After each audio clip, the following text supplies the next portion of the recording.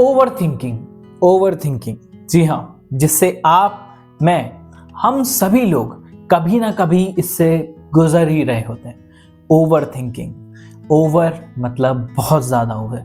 और ये कई बार ओवर थिंकिंग जो है वो इतनी बढ़ती चली जाती है कि जिसका ससुरा कोई नाम ही नहीं, कि इतना बढ़ने लगती है कि हम बहुत ज़्यादा स्ट्रेस में आने लगते हैं, बहुत ज़्यादा परेशान होने लगते हैं, हम खाना पीना भी अवॉइड करने लगते हैं और जो अपने फैमिली मेंबर्स हैं उनसे भी कट ऑफ होने लग जाते हैं, हम ज़्यादा बात करना पसंद नहीं करते हैं। तो कई बार जब ऐसा बहुत ज़्यादा बढ़ने लगता है तो हमारे पास जब ये रियलाइजेशन होता है, हमें अंदर से रियलाइज होता है कि नहीं यार, अब शायद जो ये हो रहा है, जो ये चल रहा है, अब ये बहुत गड़बड़ है। तब तब हमें लगता है कि अब इसका कुछ सॉल्यूशन करना जरूरी है। ओवर थिंकिंग, क्योंकि कहते हैं चिंता चिता तक पहुंचा देती है। क्या होगा, कैसे होगा, थिंकिंग ऑफ एब्स्ट्रैक्ट, जो हुआ ही नहीं है। तो क्या वो तरीका है यार, क्या वो कुछ तरीके हैं जिनसे हम इन चीजों को ओवरकम कर सकते हैं? हम जो जेन जी हैं, हम जो आजकल की जनरेशन के जो लोग हैं, जो हम आजकल की जो नई युवा पीढ़ी है, हम बहुत ज्यादा टेंशन में रहते हैं अपने फ्यूचर को लेकर के, अपने रिलेशनशिप को लेकर के, अपने करियर को लेकर के। और इसी तरीके से सिर्फ युवा पीढ़ी भी नहीं, आजकल देखा जाता है कि जो जो पुराने लोग हैं, जो एल्डर्स लोग हैं, वो भी बहुत ज्यादा इसके शिकार हैं। जो हमारे माता पिता की उम्र के हैं, वो लोग भी, जो उम्र में बड़े हैं, वो लोग भी इस चीज से बहुत कॉमनली देखा जाता है कि वो भी ग्रसित है। जी हाँ, ओवर थिंकिंग दुनिया का सबसे बड़ा रोग, क्या कहेंगे लोग, ओवर थिंकिंग। तो क्या इसका सॉल्यूशन है? इसके सॉल्यूशंस बहुत सारे हैं और उनमें से कुछ हम स्वयं जानते हैं, पर हम शायद उस पर चल नहीं पाते हैं, या फिर हमें ऐसा एक साथ नहीं मिलता है कि जिससे हम उस सही तरफ जा पाए। सबसे पहला तरीका जो कि बहुत इजी है, उसमें सबसे पहले तरीके में हम ये कर सकते हैं, क्या, हमें अपने आप से सेल्फ एनालिसिस करना है, खुद को ससुरा जांचना है। हम लोगों में तो बड़ा जांचते रहना है, यार इसमें ये कमी है, यार इसमें कमी है। हमें खुद में देखना है कि जो हम ओवर थिंकिंग कर रहे हैं वो अपने आप में गलत भी हो सकती है और सही भी।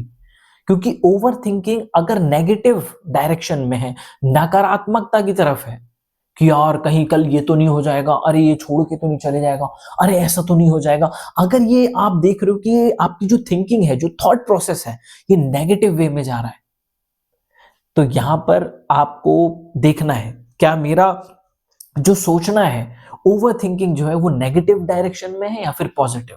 हो सकता है आप अपने करियर को लेकर के सोच रहे हो सकता है आप अपने जो फ्यूचर है उसको लेकर के सोच रहे हो, आगे भविष्य में क्या करना चाहिए, क्या स्किल्स मुझे सीखना चाहिए, हो सकता है आप इस बारे में भी सोच रहे हो। तो आपको ये देखना है कि वो पॉजिटिव डायरेक्शन में है या नेगेटिव। अगर पॉजिटिव है तो ठीक है, और अगर नेगेटिव है तो नेगेटिव जो हम सोच रहे होते हैं ना, उसका सबसे बड़ा इंपैक्ट होता है, उसका सबसे बड़ा रीजन जो मोस्ट कॉमनली देखा जाता है वो होता है हमारे पास्ट की लाइफ या पास्ट के एक्सपीरियंसेस हैं, उनका हमारे साइकोलॉजिकल लेवल पर इंपैक्ट हो सकता है। हमारे रिलेशनशिप हो सकता है, हमारे परिवार हो सकता है, हमारे जो आसपास के सर्कल हैं या जो हमारे क्लोजेस्ट पर्सन थे, उनके साथ हमारा कुछ गलत तरीके का एक्सपीरियंस हुआ, किसी पे भरोसा किया, वो तोड़ दिया, किसी ने वो चीजें करना शुरू कर दिया जो हम उनसे एक्सपेक्टेड ही नहीं करते थे। तो जब इस तरीके से एक्सपीरियंस है, जो नेगेटिव एक्सपीरियंसेस हमारी लाइफ में होने लगते हैं, उसकी वजह से ऐसा देखा जाता है कि जो हमारा जो थॉट प्रोसेस है वो धीरे धीरे नेगेटिविटी की तरफ चले जाता है। तो इसका सॉल्यूशन क्या है? पॉजिटिव। जी हाँ, कोई भी गलत चीज को खत्म करना है तो अच्छी चीज को जोड़ लो, गलत चीज अपने आप छूट जाएगी। जैसे पेट कम करना है, जिम को जोड़ लो, पेट अपने आप कम हो जाएगा, है ना। जिम को जोड़ लो और मोटापा अपने आप खत्म हो जाएगा। क्यों? क्या अब आपको कुछ वो छोड़ना पड़ा? नहीं, जोड़ना पड़ा। तो अगर नेगेटिविटी बहुत ज्यादा बढ़ रही है तो क्या करना है? कुछ छोड़ना नहीं है, जोड़ना है। हाँ, नेगेटिविटी नहीं, हमें कुछ छोड़ना नहीं है, हमें जोड़ना है अच्छी चीजें। पहला, आपको आइसोलेट नहीं रहना, अकेला मत रहो।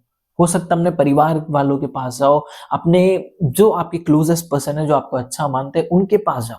और हमारी सबसे बड़ी कमजोरी ये होती है कि हम उनको अपने फीलिंग्स और जो इमोशंस है उनको एक्सप्रेस नहीं करते। उनके पास जाइए, बैठिए और उनसे अपनी बातें शेयर कीजिए, कि जो भी आपको अंदर से अपने लगते हैं उन पर जाएं, उनको अपनी बातें शेयर करें और उनसे इस सिचुएशंस को जो आप जिस परिस्थिति से गुजर रहे हैं उसमें उनकी हेल्प लें, उसकी राय लें। दूसरा, पॉजिटिव एनवायरनमेंट में जाए, यानी कि बाहर की अच्छी एसोसिएशन में जाए।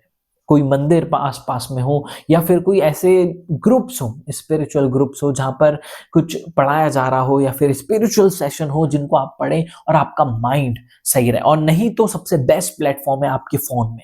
जी हाँ, सोशल मीडिया पे घंटों स्क्रोलिंग ना करके यूट्यूब पे जाएं, और बहुत सारे ऐसे चैनल्स हैं जिनसे आप बहुत कुछ अच्छा सीख सकते हैं। नहीं तो हमारे चैनल में भी हनुमान जी से रिलेटेड हमारी सुंदरकांड, जिनसे आप लाइफ के बहुत सारे वैल्यूज को सीख सकते हैं। अष्टावक्र जी, जो आपको एक बहुत इंडिपेंडेंट और बहुत विजडमफुल लाइफ जीने में हेल्प करेगी। उनकी लर्निंग्स, वो प्लेलिस्ट हमारे इसी चैनल पे आप वो भी देख सकते हैं। उन चीजों को सुनना शुरू कीजिए। ऐसे ऐसे स्पिरिचुअल ओरिएंटर्स जो है, जो गुरु हैं या फिर जो मोस्ट सक्सेसफुल पर्सन है, उनके जो पॉडकास्ट है, वो सब आज आपकी इसी मोबाइल में है।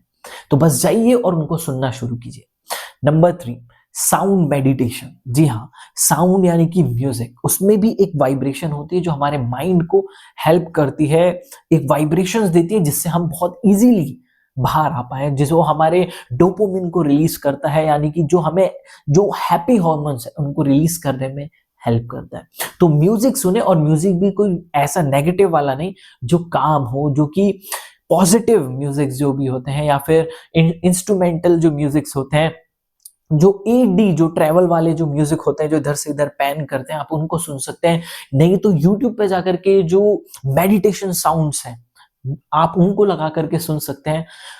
और अगला, सबसे पहले अपना जो डेली लाइफ रूटीन है उनको भी ठीक कीजिए। जी हाँ, क्योंकि इसका एक सबसे बड़ा इंपैक्ट हमारा डेली लाइफ रूटीन भी होता है, कि हमारी जो नेगेटिविटी है वो बहुत बढ़ती है।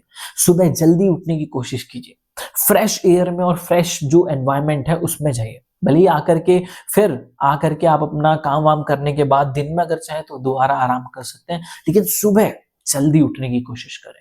अच्छे एनवायरनमेंट में जाए, अच्छी चीजों के साथ, स्पिरिचुअल बुक्स हो सकती हैं या वो किताबें हो सकती हैं जो आपको मेंटली इमोशनली, भगवत गीता आप पढ़ सकते हैं, वो आपको स्ट्रॉन्ग करे। और फिर एसोसिएशन, हम सभी संगति के बिना अधूरे हैं, तो ऐसी एसोसिएशंस को ज्वाइन करें जो कि मेंटली आपको सपोर्ट करे, है ना। भक्ति वाले हो सकते हैं, आपके घर में हो सकता है, परिवार में हो सकता है। उन लोगों के साथ जाइए, टाइम स्पेंड कीजिए और बातें शेयर कीजिए, उनसे लाइफ की टिप्स लीजिए और उनको अपनी लाइफ में फॉलो कीजिए। और जब आप इन सभी चीजों को अपनी लाइफ में अप्लाई करने लगोगे, सुनने से कुछ नहीं होता अनटिल जब तक आप प्रैक्टिकली उसको अप्लाई ना करो। तो वही चीजें आपको सुनना नहीं है, उसको अप्लाई करना है। और अगर आप ये चीजें करोगे तो डेफिनेटली आप जल्द से जल्द इस ओवर थिंकिंग से बाहर निकल पाओगे। Thank you. ये वीडियो आपको कैसा लगा नीचे कमेंट्स में जरूर बताओ। इस चैनल को सब्सक्राइब अभी तक नहीं किया तो सब्सक्राइब कर दो, और आपका कोई भी क्वेश्चन, कोई भी परेशानी है, नीचे कमेंट्स करके जरूर बताओ, तो हम कोशिश करेंगे उस पर वीडियो बनाने की। मिलते हैं नेक्स्ट वीडियो में। Till then take care.